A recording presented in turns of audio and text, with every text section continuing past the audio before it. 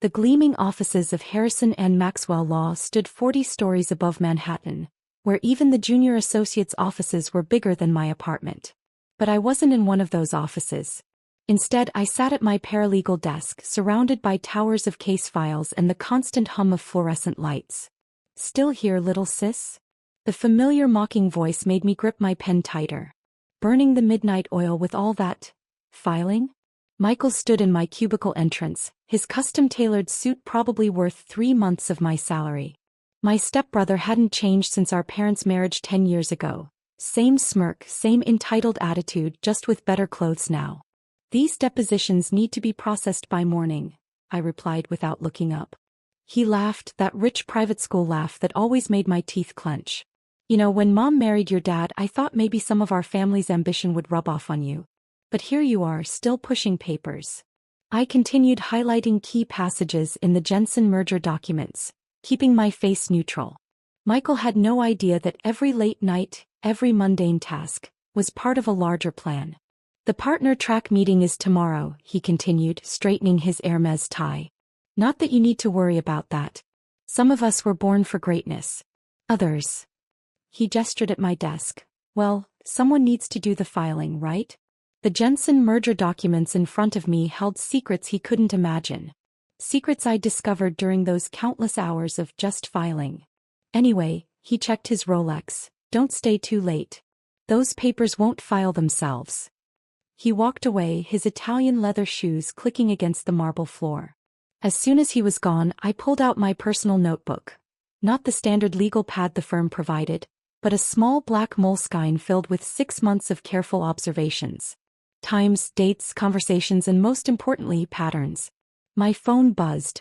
A text from Judge Harrison, the founding partner's father. "Everything ready?" "All in place," I typed back. "The evidence is irrefutable."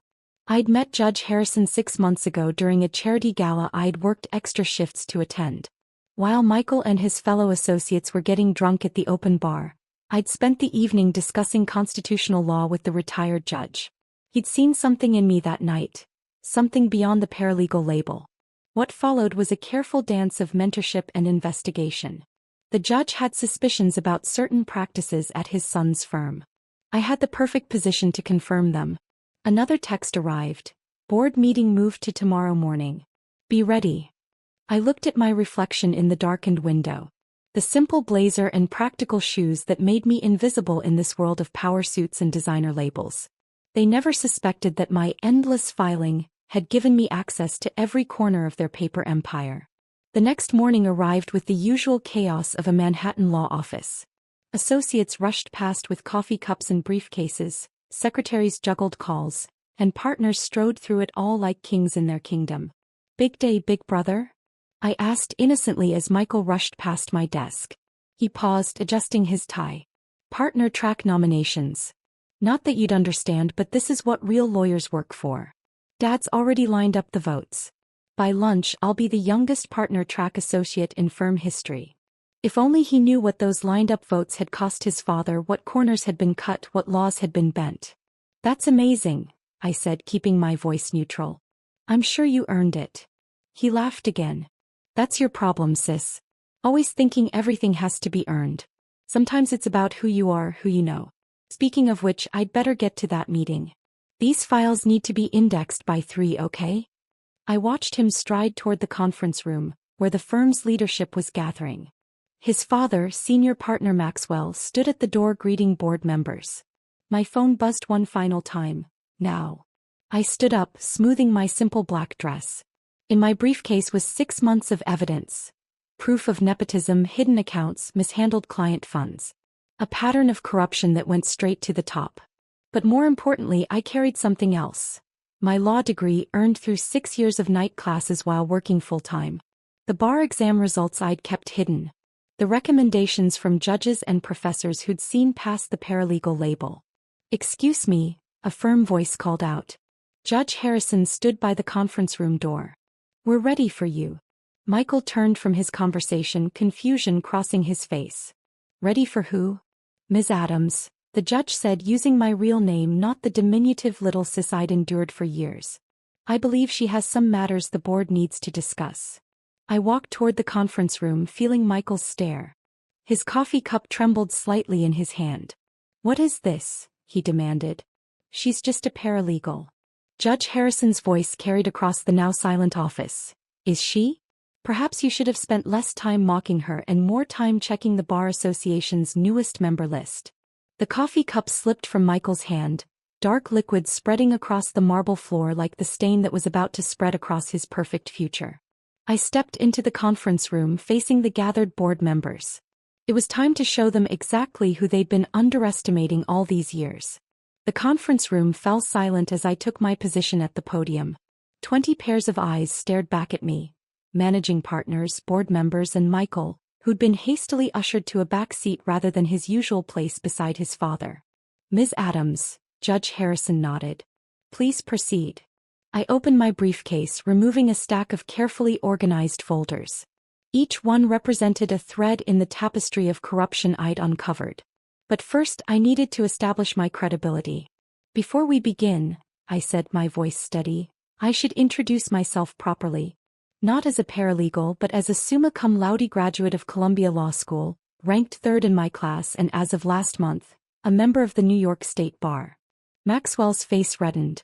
"This is ridiculous. A paralegal can't just dash." "I have copies of my credentials," I continued, sliding documents to the board members. "Along with letters of recommendation from 3 Supreme Court justices I clerked for during my night school years. But that's not why we're here." I clicked to the first slide of my presentation. "We're here because while I was just filing papers, I discovered something disturbing about Harrison and Maxwell's partner track program." The next hour was a methodical unveiling of everything I'd documented over the past 6 months.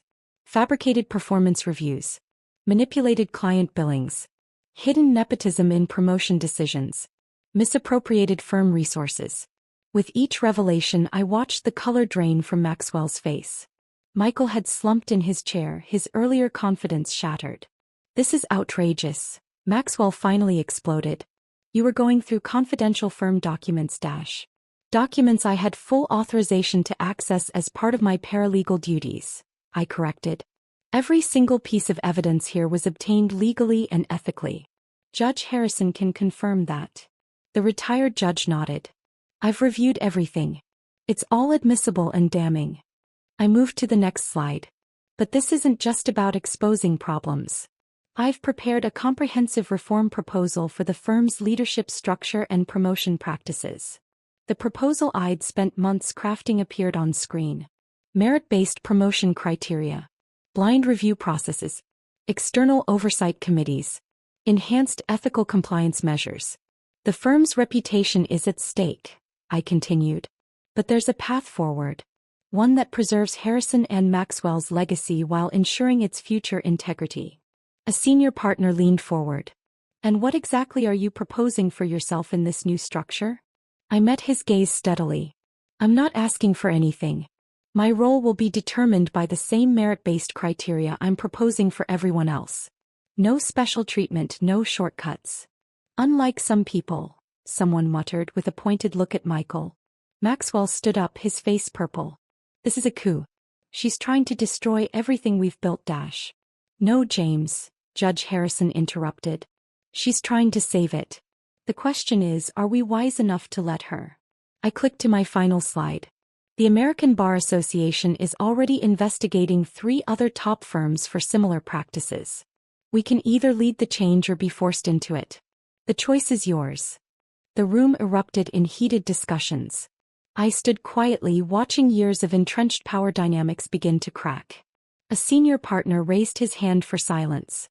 "Ms. Adams, could you walk us through the implementation timeline for these reforms?"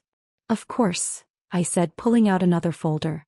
"I've prepared a detailed transition plan." For the next 2 hours I answered questions, explained processes, and demonstrated exactly why I'd spent those years studying law while everyone thought I was just pushing papers. Finally, Judge Harrison called for a vote. "All in favor of adopting Ms. Adams' reform proposal?" Hands rose across the room. Even Maxwell, seeing the inevitability of change, raised his reluctantly.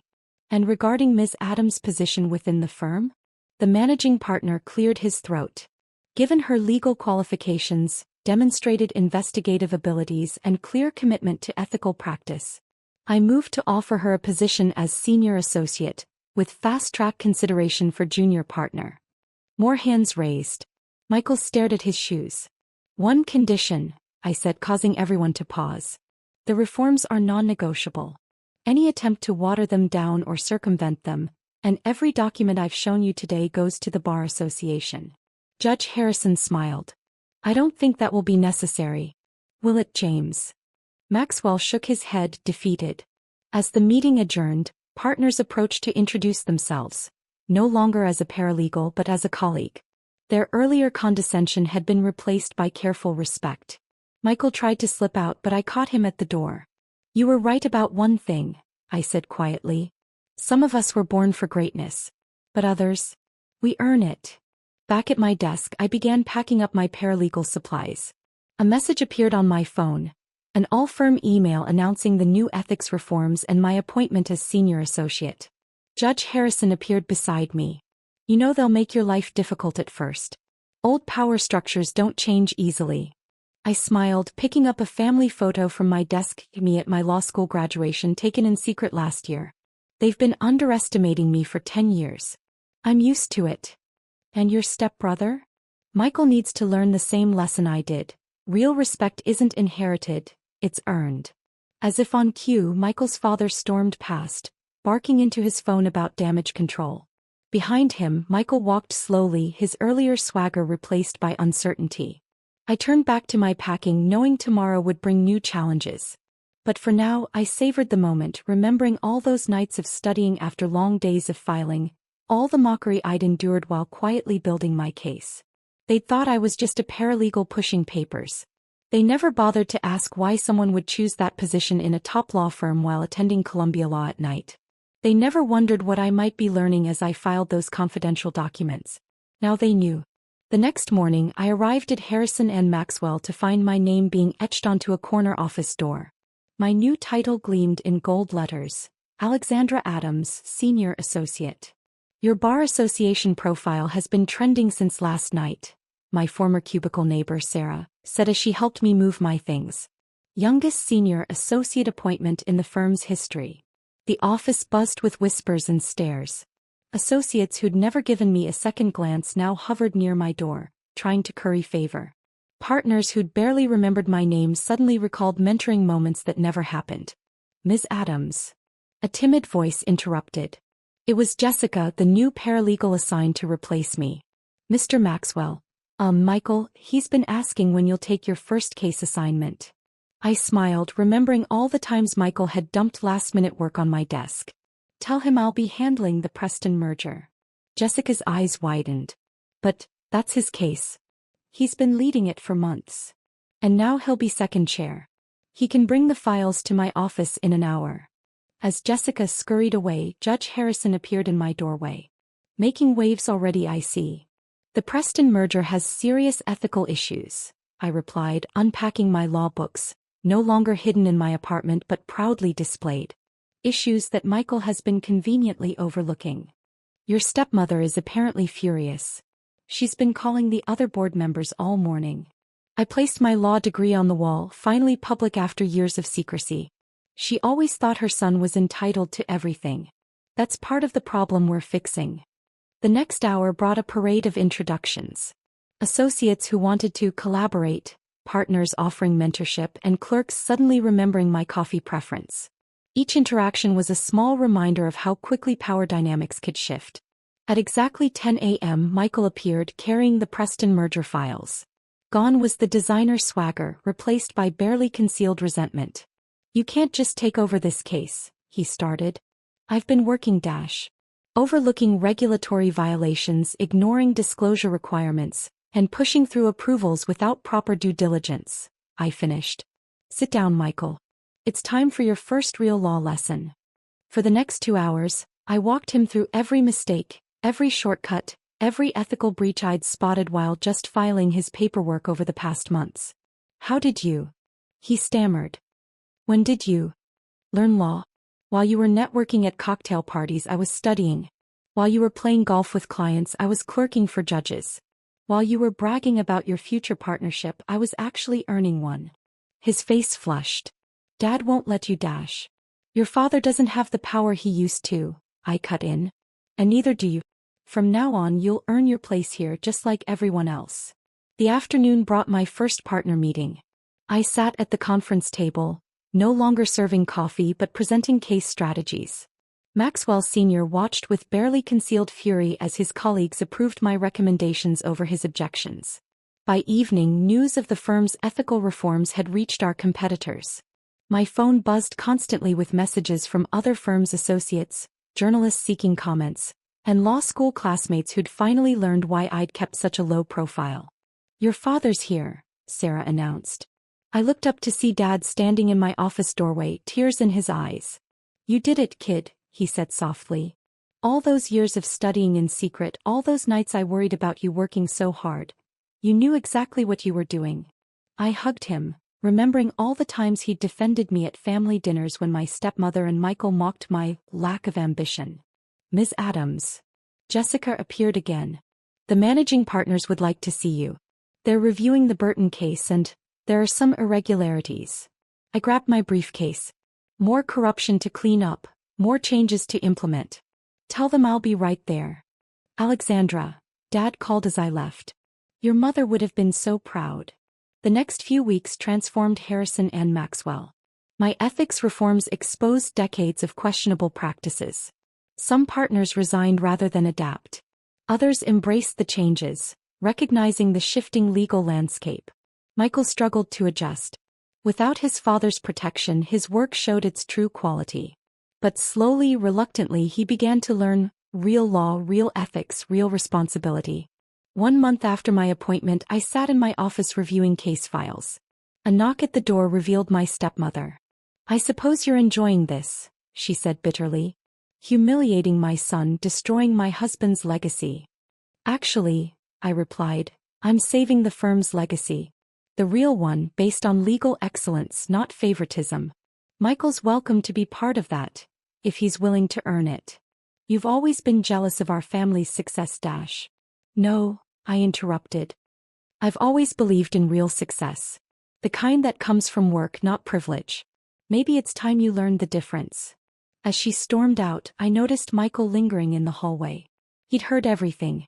Later that evening, as I prepared to leave, a document appeared on my desk. Michael's first properly researched legal brief.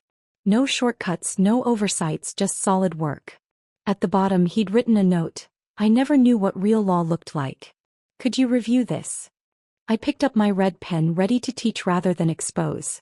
Sometimes the best revenge isn't destruction. It's education. 6 months later, Harrison and Maxwell had transformed. Our ethical reforms became an industry standard. Other firms scrambled to adopt similar measures. The legal press called it a revolution in corporate law culture. Michael eventually earned his place as a competent associate. Not through his father's influence but through genuine effort. Our relationship would never be warm, but it had evolved into something built on reluctant respect. As for me, I kept the simple blazers but moved to a better apartment. My office wall now held not just my law degree, but articles about our reforms, awards for ethical leadership, and a photo of my mother, a public defender who'd taught me that justice requires both patience and persistence. The firm's holiday party that year was different. No power plays, no whispered deals, just colleagues celebrating real achievements. I watched from the corner, remembering all those years of silent preparation, of being underestimated and overlooked. Quite a change, Judge Harrison said, joining me. You didn't just earn your place, you changed what that place means. I smiled, thinking of all the young lawyers who could now advance based on merit, not connections. Sometimes the best victories aren't just personal. As I looked around the room, at Michael actually doing his own research, at partners mentoring based on talent rather than privilege, at young associates knowing they had a fair chance, I realized that success wasn't just about proving them wrong. It was about making things right.